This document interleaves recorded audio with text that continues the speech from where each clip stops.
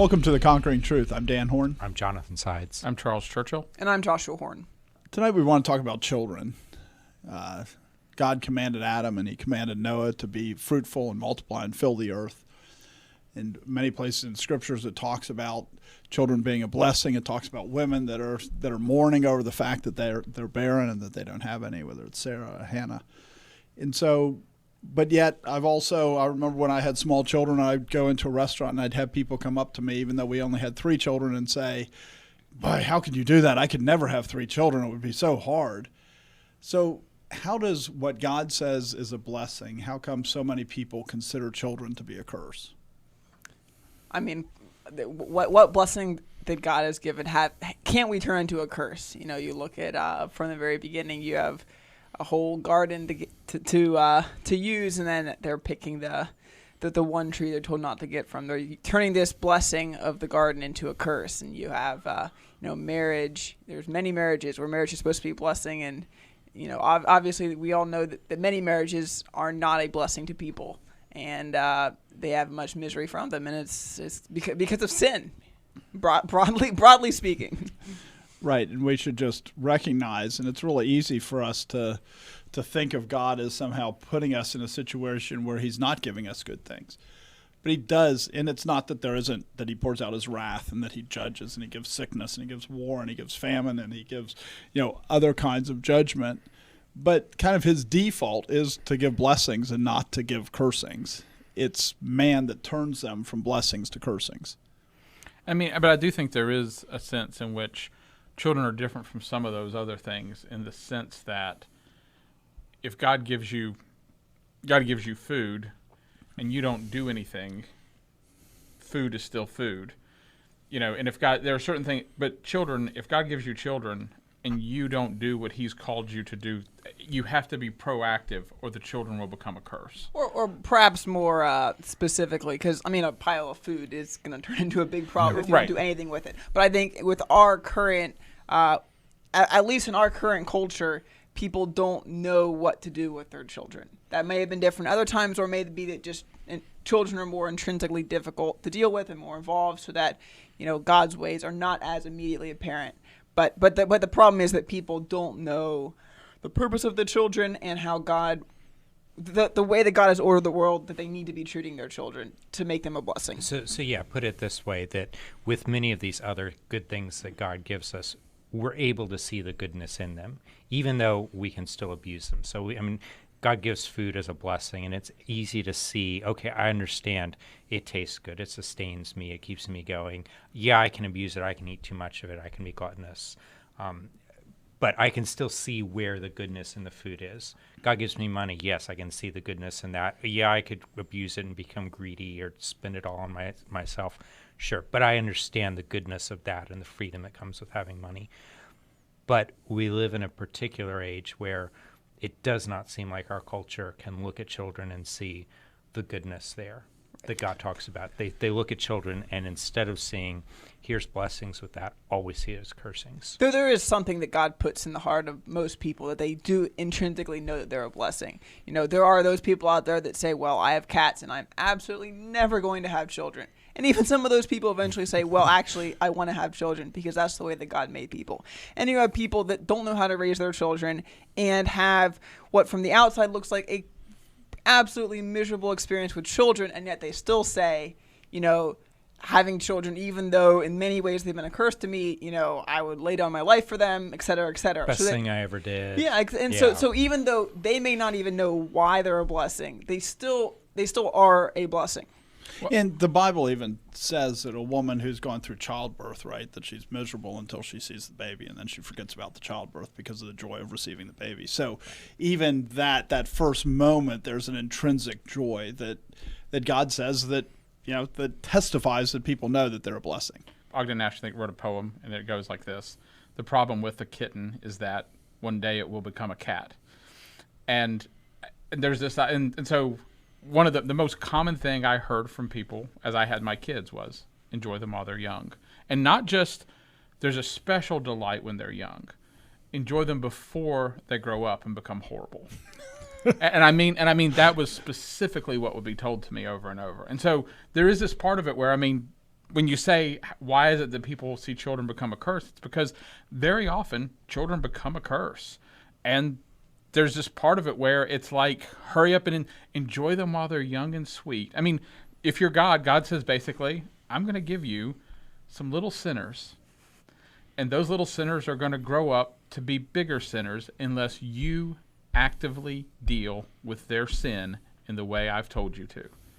And that is, I mean, and there's no way around it. That is what a child is. And a child can be a tremendous blessing. But if you do nothing to constrain your child's sin, your child will become a curse. And this is something the Bible talks about. Proverbs 15:20, a wise son makes a father glad, but a foolish man despises his mother. So it's talking there about parents who are looking at their children and saying they are a curse. And the answer is it's because they're foolish and they are not wise. And, you know, Proverbs has a lot to say about how you can get a wise son. Not 100% foolproof, but here are the paths down which you must walk, the things you must do that are, very likely going to give you a wise son. And yeah, the Bible also in Proverbs, and again, it's a proverb, so it's not an ironclad guarantee, but the normative pattern is if you train up a child in the way he will go, when he is old, he will not wander far from it. So there's promises in Scripture that, again, not a covenantal promise where he's saying this is what's going to happen, but the normative thing is if you train up a child in the way he will go, he won't wander far from it. And so many people that are going, my child will grow up to be a curse, and enjoy them now because later they're just going to be a terror. Well, that's the way they train them. They train them to be a terror. Right. I mean, there's another passage in Proverbs that talks about foolishness being bound up in the heart of a child. And yet you've got this passage that we just looked at where it talks about a wise son makes his father glad. And Charles saying, well, you've got you bring these sinners into the world, and they're little sinners. If you don't do anything, they'll become big sinners. And the Bible calls children a blessing. So I'm throwing all of these things at you. Right. I'm trying to make a soup out of this in order so here's the conclusion, is God says children are a blessing, but they're also this work in progress. And part of the blessing is that work. I mean, and you can't get away from it. Children are not this, they're not this thing that by themselves is just like, oh yes, this thing is a blessing. If I don't, I mean, it is for a moment when it's just born, and I mean, and your wife and you are in tears holding this new baby, and I mean, that's great, but then it becomes a 5-year-old, and if you haven't done anything, it becomes a 1-day-year-old first. Sure, but if you haven't done anything in there, then I mean, that child is going to become a terror. But it's hard work to keep that 5-year-old from not being a terror, much less that 15-year-old from not being a terror. And yet, when God says it's a blessing, and it's a blessing, I mean, here, giving you this thing, but it's some assembly required.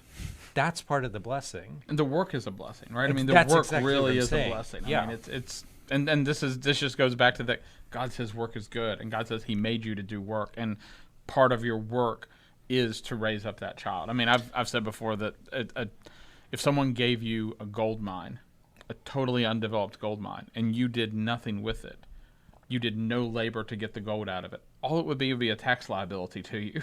It would be, it would, and children are similar to that. Which even goes further than that. I mean, you can have a gold mine and you can dig 100 feet below the surface and get no return because you needed to go 110 feet. And so you can even spend a lot of labor on your children and not get return because you didn't persevere long enough. But we should understand what the return is, because it's not just work. Because, it talks about in 1 Peter 2, where if you get beaten not for your own faults, but you get beaten because of the unrighteousness of your master, that it's a blessing because you took on the picture of Christ. And when we're faithful to raise our children, we're taking on the picture of God the Father. And Hebrews 12 says this. I mean, he ties it directly together between the two and says that, God is the perfect Father. Your Father chastened you as seemed fit to him, but God, the perfect Father, does it perfectly. But we should think when we're chasing our children and training our children properly, when we're scourging our children, is what the word is there in Hebrews, we are taking on the picture of God. And that's a blessing because we are image bearers of God, and that's part of bearing the image of God is to be the Father. And I think that's something that's talked about in 2 Corinthians 12:14-15, where Paul says, "Now for the third time I am ready to come to you, and I will not be burdensome to you, for I do not seek yours but you. For the children ought not to lay up for the parents, but the parents for the children. And I will very gladly spend and be spent for your souls. Though the more abundantly I love you, the less I am loved." And so there he's talking about how he is like a parent to the Corinthians, and he uses the phrase "spend and be spent." And so it's the idea of, which I think is a pretty powerful phrase, where you're spending the things that you have, and even your own personal life is being spent for the benefit of someone else. And so I think that's kind of, that phrase should describe the life of all Christians, but particularly parents. And this is something that even people in the world understand, is that when you're having children, you are sacrificing. It's pretty inherent to having children, unless you're completely delinquent, that you are sacrificing for your children. And even if your children are reprobate, even if they provide you when they're adults, they do nothing for you, or if they die, or whatever it might be, even the process of sacrificing for your children, like you're talking about, is obedience to God, glorifying God, is a picture of God. Even that itself is an intrinsic good and an intrinsic blessing. And when you think about that picture, right, I mean, the church is very confused that we think now, the broad church thinks that we can add something to God, rather than all we do is take from God. If we did everything that we were supposed to do, we'd have nothing that he owed us at all, because we can't give him anything. All we can give him is perfect obedience, and that's just what's due him. And so when we think of this with our children, you make the sacrifices, you do these things, and maybe they do grow up reprobate. Maybe they do grow up in rebellion. In the end, the blessing is that's what God does for the majority of people in the world. There are many who find the path to destruction and few who find the path to life. And everyone who found the path to destruction, they sense God was their father. He provided for them. Their whole life, they lived by common grace from God. He gave to them their whole life, and in the end, they rebelled against him. And one of the blessings of being a parent is you get put in situations where your selfishness has to die. I mean, that's one of the blessings of having children. I remember when my wife and I, that from the time when we were married until the time that our first child was born, it was a whole lot of bliss. I mean, I'm blessed to be married to a very lovely woman. And so, people talk about that first year of marriage is so hard. It wasn't for us. I mean, it was a whole lot of rainbows and butterflies. But then God gave us that first child. And after about one day of that first child, you realize that God gives you something that is just pure sucking need. And I mean, it's cute and it's fun and you love holding it, but it needs and it needs and it needs, and it does not care about you. Right. And so, what Paul is saying here about spend and be spent, the way I like to think about it is all those promises I made to my wife in my wedding vows about to have and to hold and for better or for worse, I didn't have to start paying on those until I had a child. And now all of a sudden I have to pay. I've got to spend. I've got to be spent. And then those children get older and you have to spend and be spent even more. And yet I need that, because as a human being, I am so full of selfishness that I need this thing to draw me out of myself, to make me pay, to make me sacrifice.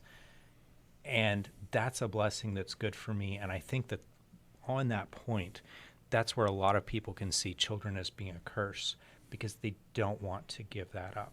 They don't want sanctification at the point of their own pride and their own selfishness. So a lot of the reason that people are saying they're a curse actually is part of the blessing. You're just misidentifying it as a curse. Right. I mean, when I do marriage counseling, one of the things that I say is in, common grace, obviously the most sanctifying thing is to be saved, to have your heart of stone replaced with the heart of flesh. But in common grace, the second most sanctifying effect or sanctifying thing that happens is getting married.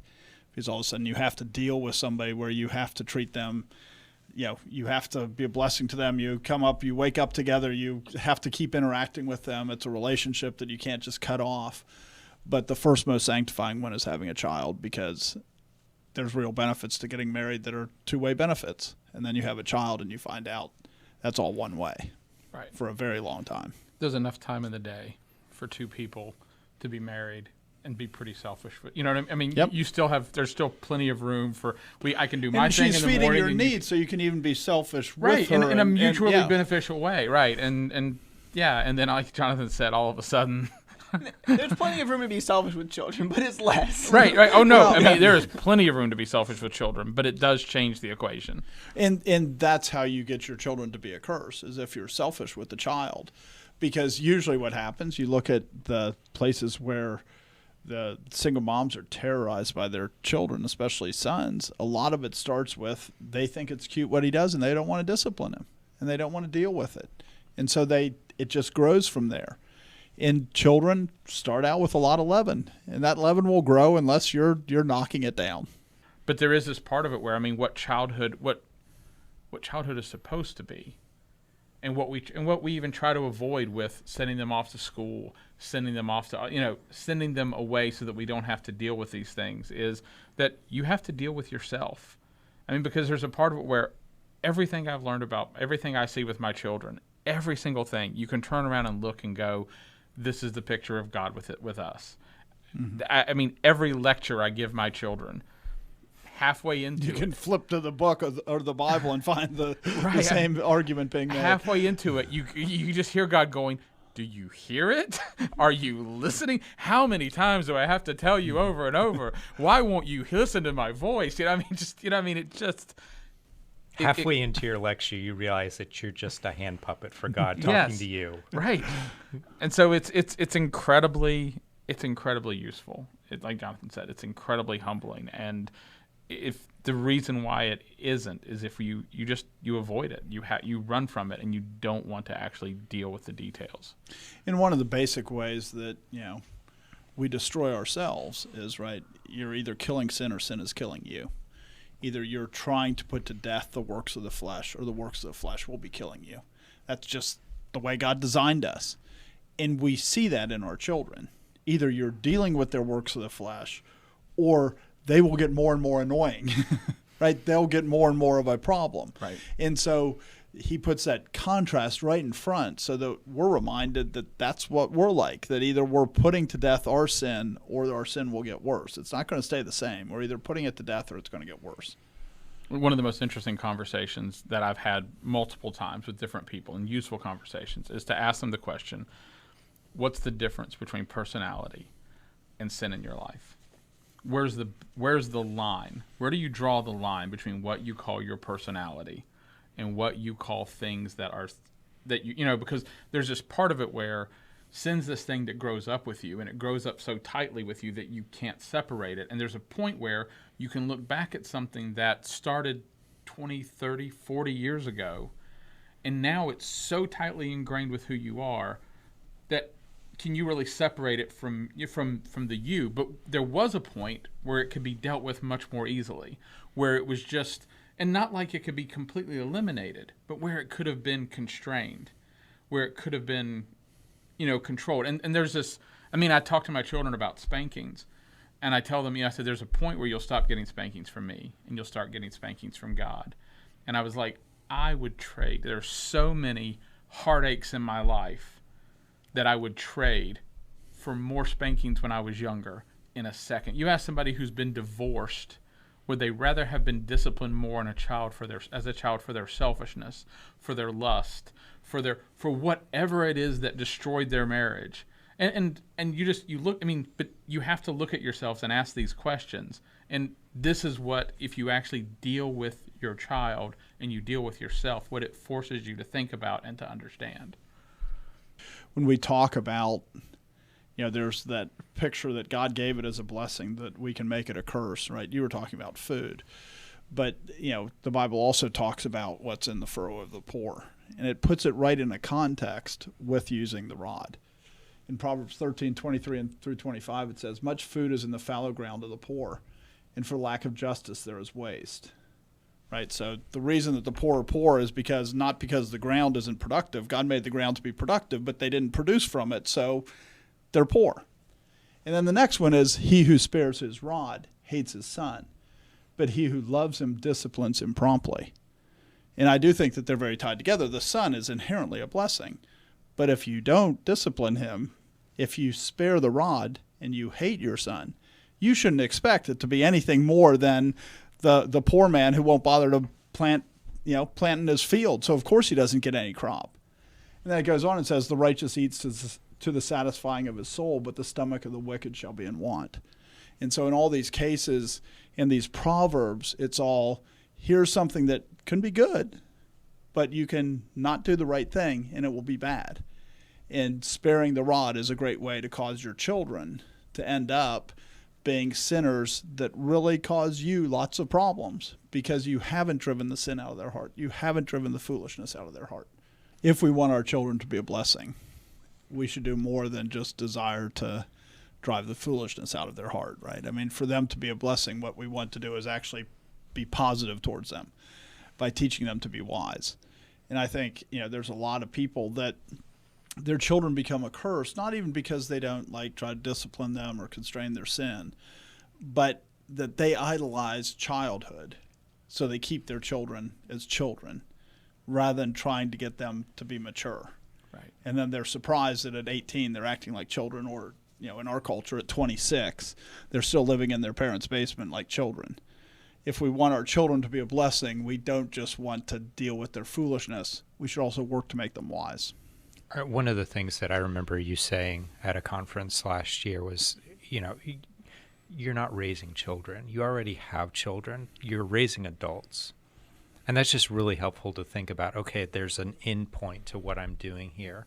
And it's not to just have a child remain a child. It's I've got this child who's got sin and foolishness and immaturity, and all of those things need to be addressed and shaped and turned into, they need to become an adult. And with whatever tools God's given us, one of them is the rod, but then you've got all of the other methods of discipline. I mean, the word discipline, it's the same root as the word disciple, so it's not just all punishment. Really, it's not punishment. Right. It's intended to shape a person to become something different than what they are. And with a child, it's, over time, give it 15 years, 18 years, whatever time frame you're on, you want that child to become an adult who acts like an adult, who thinks like an adult, who's no longer like a child. Right. And even when you go back to the rod, it's the rod of correction. Mm-hmm. It's like you said, it's not the rod of anger.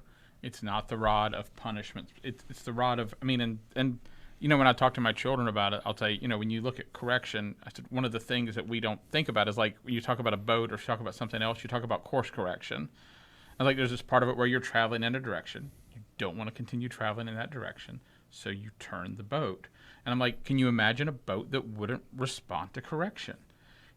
You're trying to turn it out of running into the rocks, and the boat won't turn. I was like, this is just, and there's just this part of it where it's so easy to get, it can be so easy to get into the habit of dealing with things without actually teaching, without spending the time to teach, without walking them through things. And it can also, on the other side, I'm just going to say this out of practicality, there are times where the answer is you don't have to give them a speech. You don't always have to take them out for an ice cream cone every single time you're going to give them a spanking. Or they might just get a spanking to get the ice cream cone. Right. Sometimes the spanking is, when they know what they did, they know what they did. Sometimes it's a really quick spanking. There is no ceremony. There is no, and it's no preamble, and it's right back to what you're doing.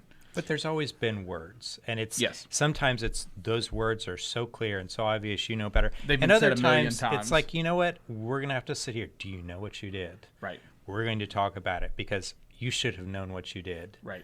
And it forces the parent to be wise too, right? Because sometimes the child, I'm sure it happened more in your houses where you have more children, but maybe a child feels like he's been neglected and he's getting in trouble to get attention. In which case, you don't want to give them a whole lot of attention. You want to, and so part of it is to teach wisdom, you have to be wise. And if all you do is go, well, this is the thing to do, to have the lecture over, this is the gospel, you need Jesus Christ, this proves you teach him how to get attention, if in that case. Exactly, right? And you are teaching him how to be wise, but not wise the way you want him to be wise. He's wise in manipulating you, and you are going to teach him how to be wise. Right. And, this is something that I tell mothers a lot is your young child, they spend most of their life staring at you and trying to figure out how to manipulate you. You're teaching them to be wise. The question is, are you going to correct it and have them be wise in a righteous sense, or are you going to let them manipulate you? Because there's a lot of mothers that have run their children all day, and their children learn how to manipulate them because they are working to be wise. The question is, do you direct that towards useful wisdom, or is it just Wisdom how to of the manipulate world, their right. parents? And if the parent's not actively working against them, they will get wise. Right. Right. and then they'll become a curse instead of a blessing. Right. I think the definition of wise really came home when you said they'll get wise. I mean, yeah, they'll get wise. Because wisdom is really how to apply knowledge to a given situation. Right. And you can use wisdom, there's demonic wisdom and there's righteous wisdom. And their hearts being filled with sin, being filled with rebellion towards God, towards their parents, towards everybody else, they will get wise. Right. The question is it a wisdom from above, or is it a wisdom from an earthly wisdom? And so when we think about wisdom, right, Paul says, when I was a child, I thought like a child. And when I became an adult, I put away childish things. And one of the things that if you want to teach your children to be wise is you need to put away childish things. Because if what you're doing is teaching them to pursue after childish things, then how are you going to teach them to be wise? You're going to teach them to remain fools. And so the first step of teaching wisdom to your children is to become wise yourself, because it's really easy for us to not be wise and to continue in our foolish ways.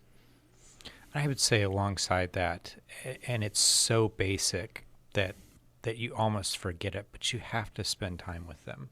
Yep. If you're going to be whatever you're doing, you're going to be teaching them. But if you're going to be teaching them wisdom, you've got to be in the same geographic location that they are in order to teach them wisdom. And you've got to find time to do that. And that's hard. I mean, and a basic thing that you should be doing when you're spending time with them, which, a lot of people probably know this, but there's a lot of professing Christians who don't know this, is you need to be reading the Bible to them. You need to be, at a minimum, reading God's word to them. I mean, how are they going to get wisdom if you're not giving them God's word every day? And another part of wisdom is to take God's word and apply it to the world. And if you look at Deuteronomy 6, right, which is Moses speaking, right, when he knows he's about to die. And he's basically saying, so I've been the teacher for these last 40 years of Israel. So who's going to be the teachers now? And then he very specifically answers his own question, basically. He doesn't say the question, but it's implied, which is, I'm not giving it to the Levites, I'm giving it to the fathers. The fathers are the ones that need to teach these things to the next generation. And so one thing that, and we think about teaching wisdom, is we need to make sure that we're looking through the world in the right lens. Because it's not just let's sit and read the Bible, which is a good thing, and I'm not saying anything against that, but it's not just let's sit down and read the Bible. It's while you walk, by the way, while you sit, while you stand, while you lie down, everything that happens in the world, you're supposed to be teaching your child how this looks like from God's perspective, what God said about it, how God thinks about it, because that's true wisdom. Wisdom, godly wisdom is from above. And so you need to take the scripture if you want them to be wise and not just make it this thing that you do in devotions in the morning and that you hear a sermon on Sunday, but actually take it and say, this is how we walk through our life, and this is why this works this way, and this is why that works this way.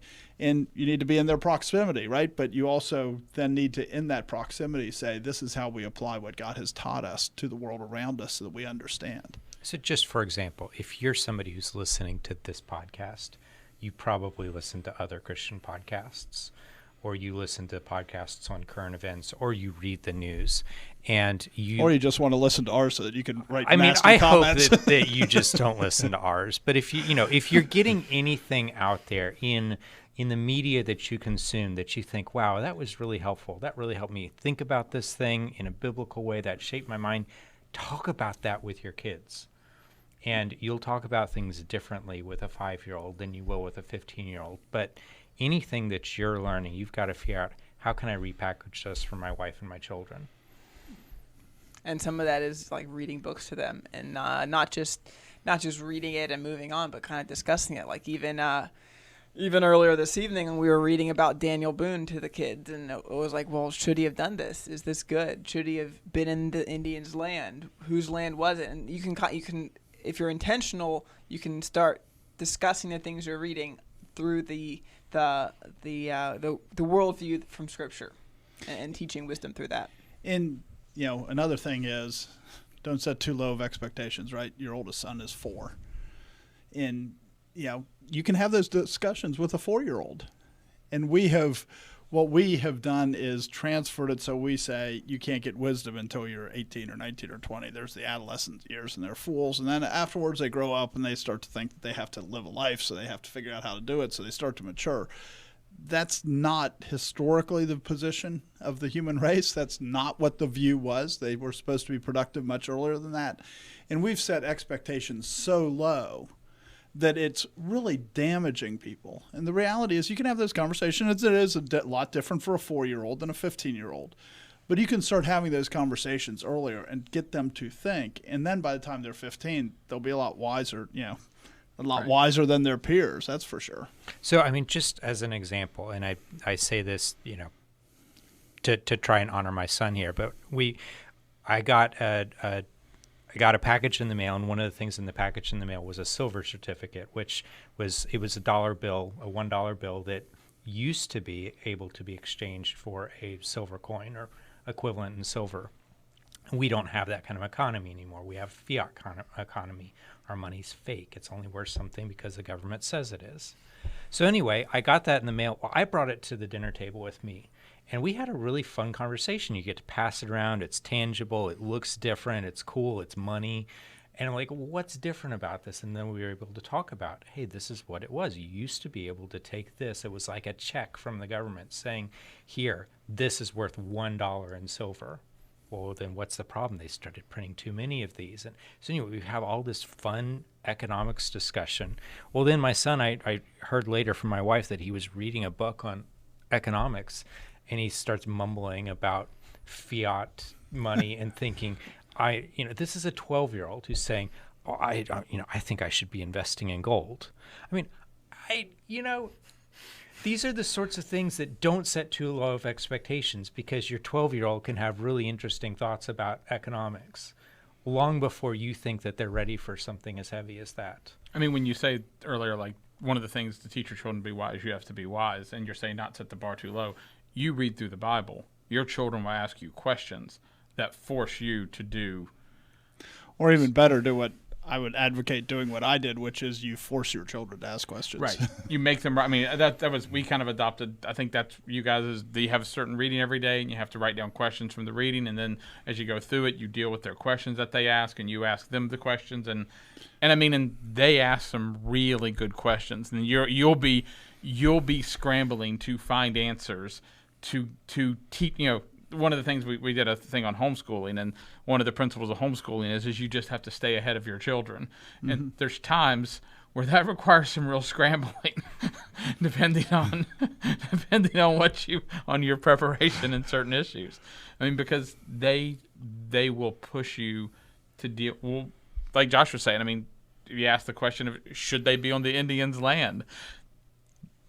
Depending on the age of your children, that could be a really long and complex discussion. It might end up requiring your children to go and do research to find out. It doesn't always have to be you doing research. Exactly. Your research project is now to research the Indian. Why don't you bring the information to me so I can? But those could be really interesting things. And I know you've talked about this before when you were trained to be a paramedic, right? You watch once, you do once, and then you teach once. Right. Was the standard practice, and you learn a lot more by teaching than just by doing, because all of a sudden, like math is a good example where all of a sudden you've figured out how to do division and you can kind of do it, and then all of a sudden you have to explain it to your child, and all of a sudden now you actually understand how to do division. Right. And those things, that's very useful, and so God has set up the system so that as you teach your child, you'll actually understand things a lot better than if you didn't teach it to your child. And so you grow in wisdom. So God's even given you a leg up to stay ahead, because you do have to stay ahead of them, but at the same time, the process of raising them up raises you up as well. Right. One of the other things that really should be highlighted is, you mentioned, like, not setting you have to stop doing foolish things. And I mean, I'm very guilty of this. And I mean, and it's one of these things where we live in a society that is full of entertainment and that loves the idea of there are especially podcasts. I mean, there are more adults today in their 40s and 50s who play video games. I mean, than you would believe. They grew up, they grew up in the generation I grew up in, the Nintendo generation, the edge of the Atari generation, and games have been a part of their life.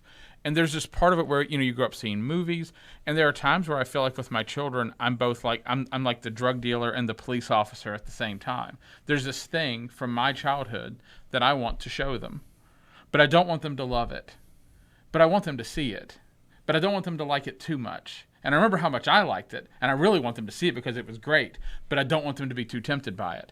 And it's this, and there's just this part of it where wisdom is recognizing that you shouldn't give them these things, that these things they are not good for them. They are foolishness. And you look, and they detract from real good, right? I mean, sitting there and watching that video game or playing that video game where in the end you win. What you've got them to do is to be satisfied with things that are empty, that are meaningless, that fade away because the new game comes out and you forget that you were on level 512 of the previous game. Right. As opposed to when you're learning real wisdom in the world, it really has an impact in the world. I mean, even as simple things as, the church has people that go and go to the abortion clinic and hold signs out there and proclaim the gospel to people coming in and how they should murder their children. And, the children that go out there, they may not be saying anything, but they still have moved forward in wisdom compared to somebody sitting and playing a video game. And when you're active about using your time with wisdom, then it's a lot easier to teach them to use their time with wisdom. And there's a part of it where you set up a horrible, one of the things is you want to teach your children to do difficult things. You want to teach them to do real things. And the truth is real things are hard. And when you give them they really are like drugs for children. Because in the end, a lot of people take drugs to just escape and avoid the difficulties of life. And when you've told your children, instead of, there is this other thing you could be doing, they're spending all their time thinking, I want to be doing this other thing. And so then you ask them to go and do this difficult thing to actually learn from the world. And you yourself have told them, we could be doing this fun thing instead. And it's incredibly destructive. I mean, I tell my kids, like, when you look at, you read Little House on the Prairie and like Farmer Boy and some of these things, and you look at some of the things they did, but they didn't have their their alternatives were pretty minimal. And sometimes they could play with the top. Right. I mean, there was one part where they're like playing with a pig bladder. They blow it up and they're bouncing a pig bladder around, and that was their toy. And it's like, that's not going to be that enticing. Whereas if you tell somebody, I've bought this several $1,000 multimedia entertainment system that's designed to give you multiple levels of enjoyment. And goggles, so right. You can feel like it's in 3D. Or we can go outside and weed the garden. Which one are you going to pick? And the truth is you'll find yourself being lured away by these things, which is why you've given to them in the first place. And so, I need to repent of some of this in my life. Just genuinely, I've tempted my children with some of these things, and I knew better. So, one of the things that I think both of you are pointing towards is that as you think about your children, as you think about what you want your children to be, it's very easy for us to think about our children as something that's just a cost to us, as opposed to the sort of thing that eventually, after you put in and you pour into them, that you start getting returns.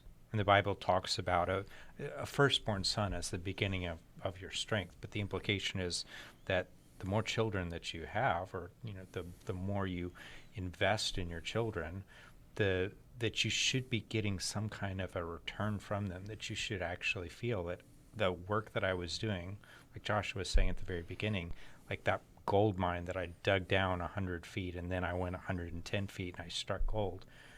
Eventually with your children, you're going to strike gold there. I think it's worth mentioning before we get too far into this that we kind of talked about some similar stuff in a little while back in an episode. I think it was called "Kids Should Work," something along those lines.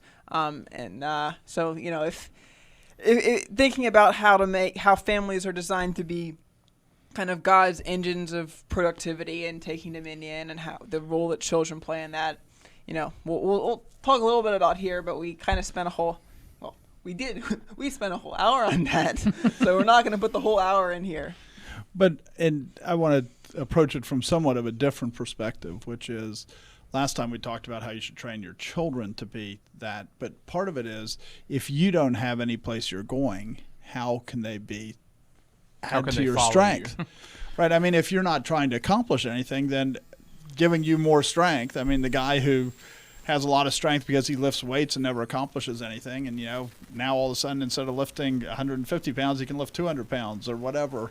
That doesn't mean anything. If all you're doing is going, I spend all my time watching movies, then all of a sudden he's the beginning of your strength. You can watch more movies with him. He'll encourage you to watch another movie.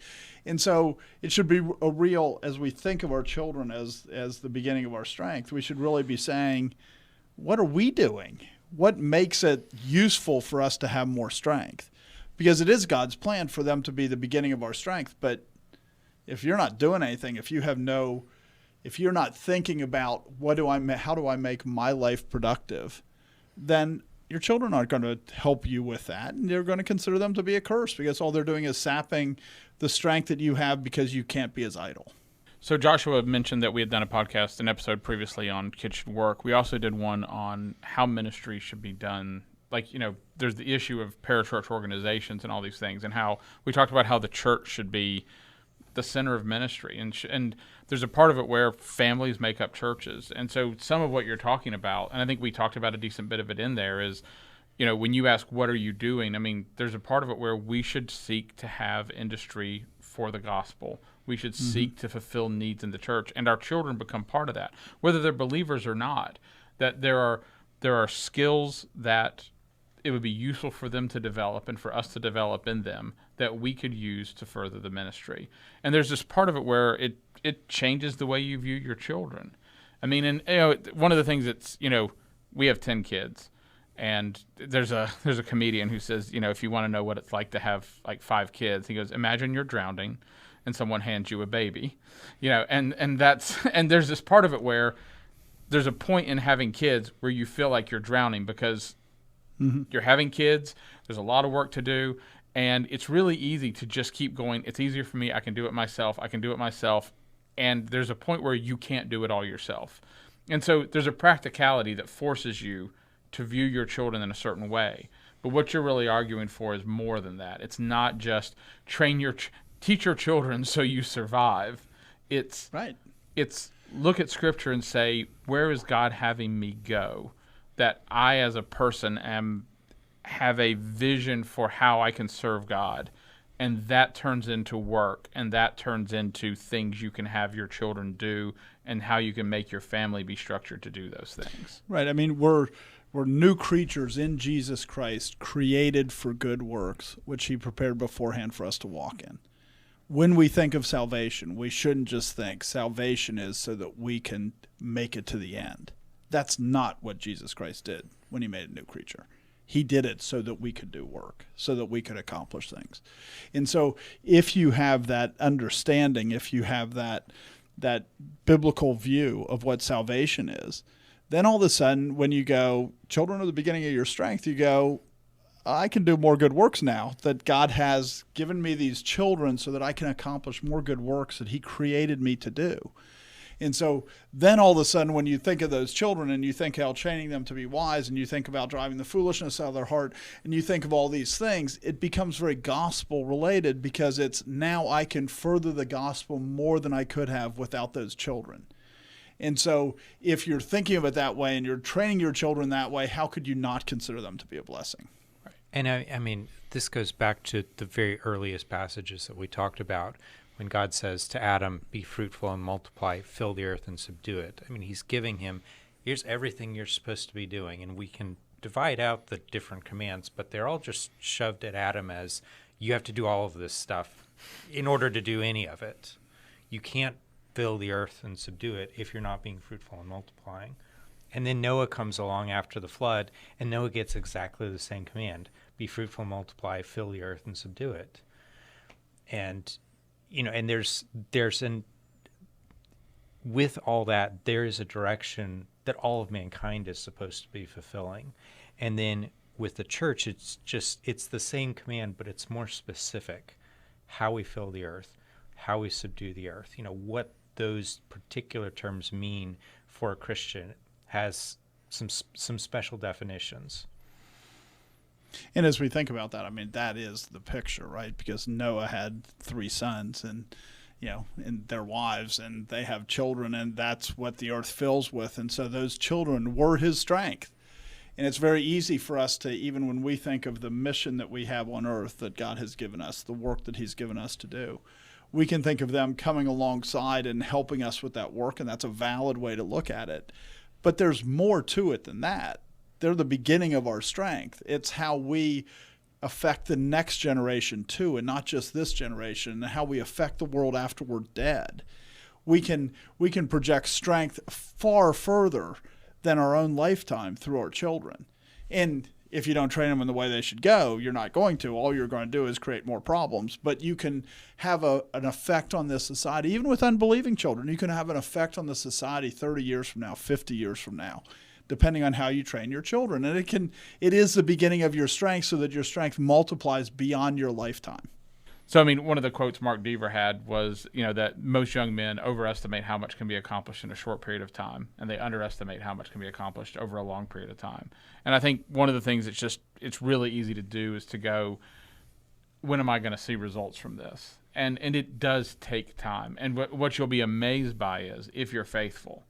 And God is always faithful if we actually follow him. But if you're faithful in these things, you'll be amazed all of a sudden there will be strength there that you didn't know you had. And it's pretty astounding when it happens. It genuinely surprises you, because what happens is strength builds up over time, but it kind of manifests itself in chunks almost. It's not like right. Someone goes from... Or your eyes open up to it in chunks, even if it didn't manifest. Right. The way you see it, it's kind of an epiphany when you see it. Right. And so it's like you'll have somebody go from not being able to deal with this one thing at all to all of a sudden being able to handle and actually help. And your capacity increases in jumps when it happens. And so it's just really important to understand that this is how God does things. And Scripture talks about sowing and reaping and all these things, and it's exactly like that.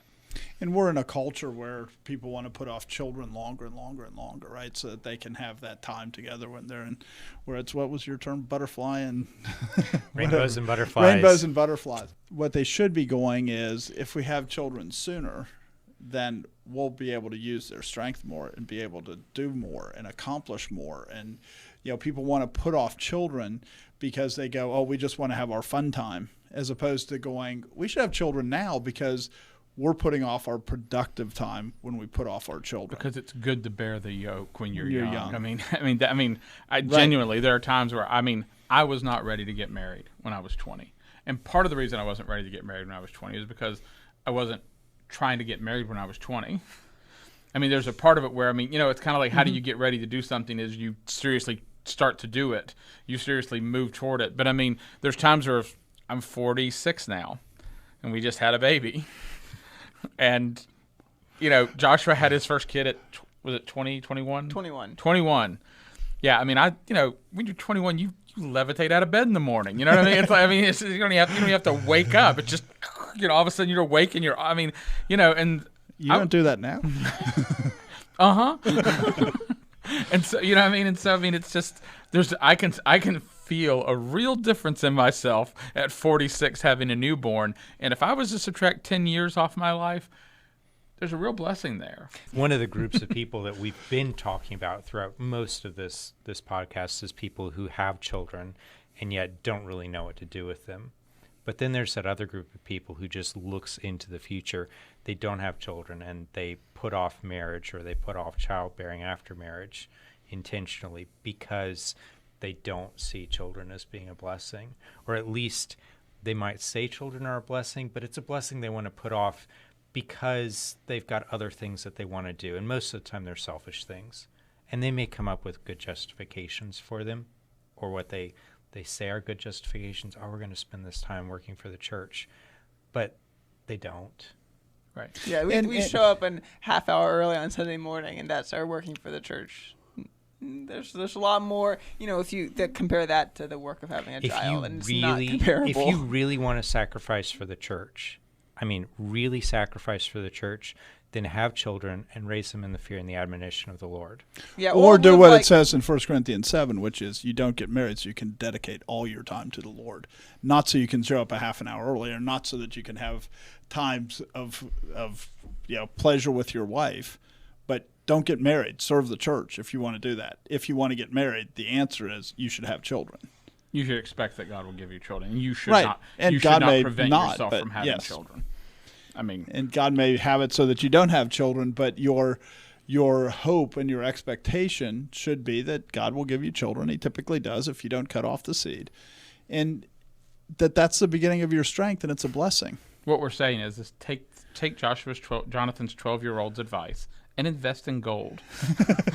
and live in gold. Right. There really is there genuinely is a part of it where people, when they're young, they're thinking of what can they invest in, and the church hasn't told them, hey, of these physical things that can be invested in, here's something that's just been totally overlooked. Here's been something that no one has described. Invest in your future by building a family and doing what God has called you to do. That really is gold. And that really is long-term prosperity. That's long-term. It's good for the church. It's good for the family. It's good for the society. And let's be serious. The ones that will have influence are the ones that are taught to be wise earlier. My son started working when he was 10.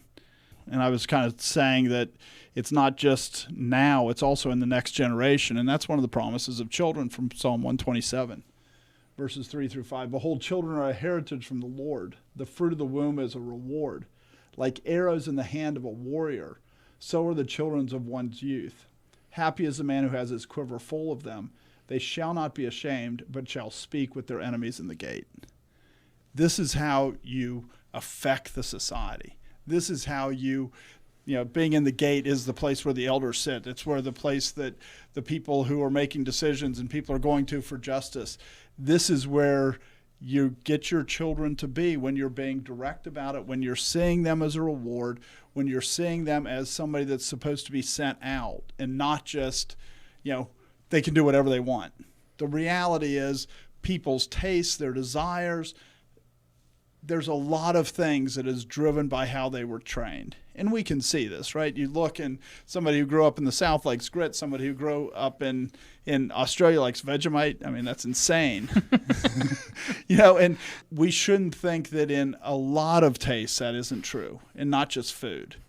But it's true that a child is very likely to like the same food as his parents like. And what you're training them to do, you are sending them in a direction, and hopefully it's for more than just food.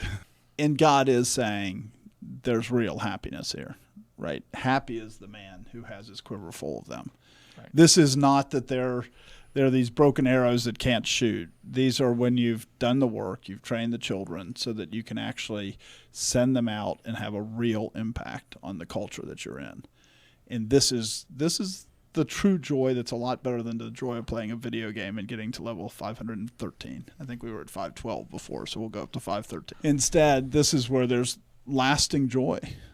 And this is where you can be like, Joseph, where you're bouncing your great-great-grandchildren on your knee. And this is joy, and it's peace, and you can look at it and say, I've had a real impact on the world.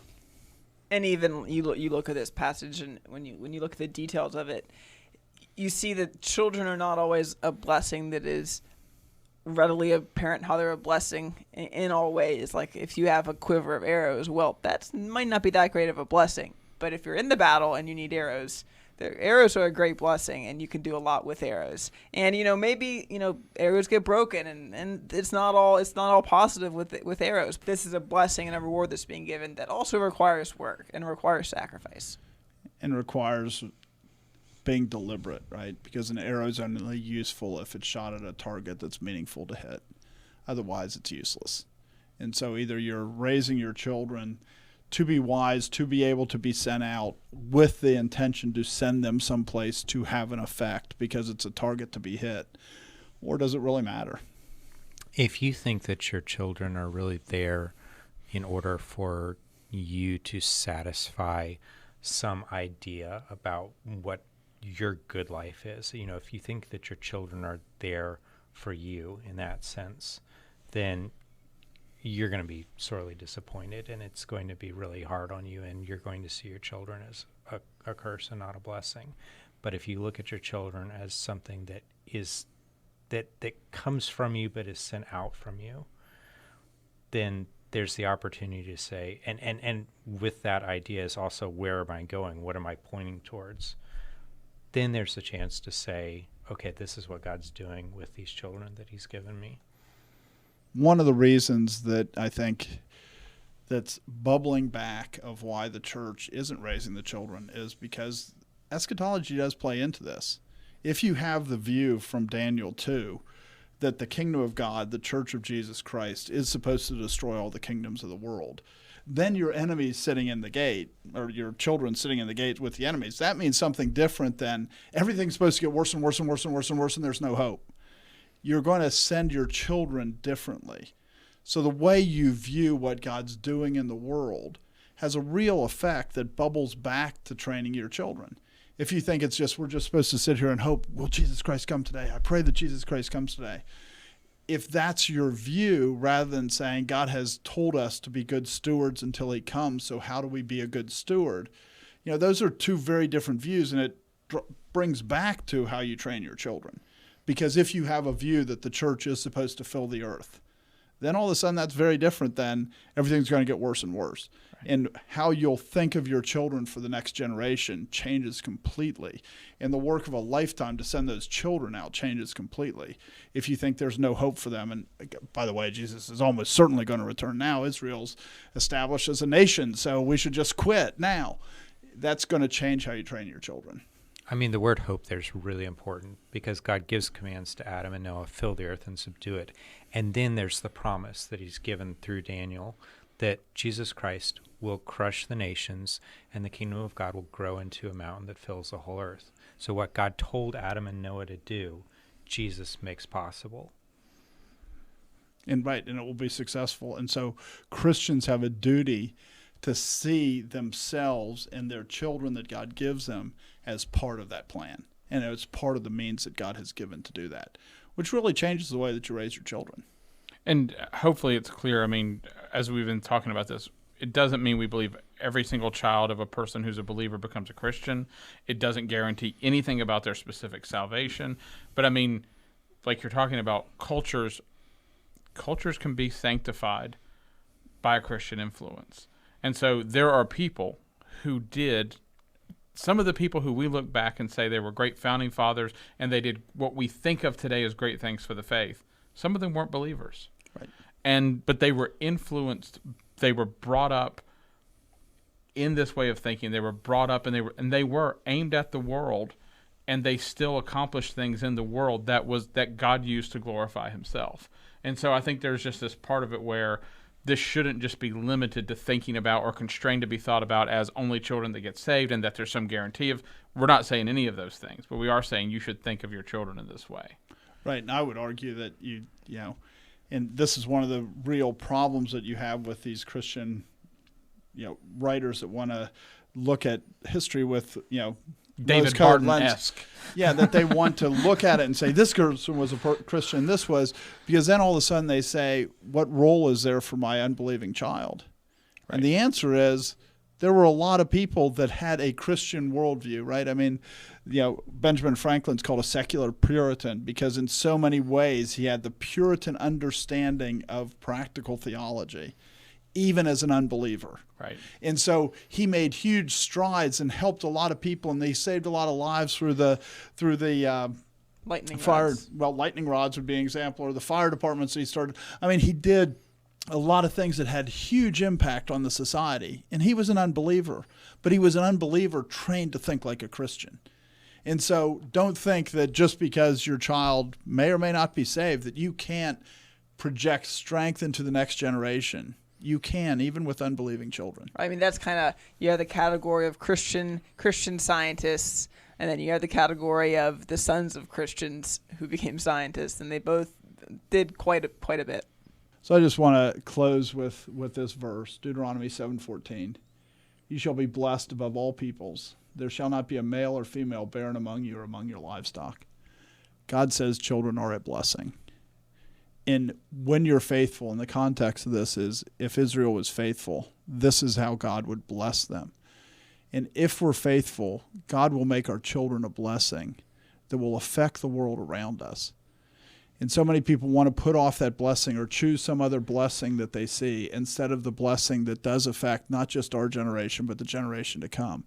Is not just about our strength, but about magnifying our strength so that we'll have more of an impact in the world for the gospel of Jesus Christ. We should recognize children can be a blessing if we obey God. Thanks for joining us.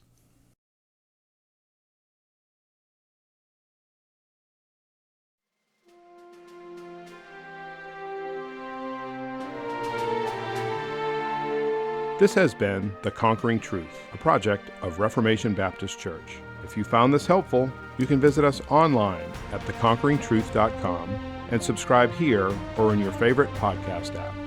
Thanks for watching.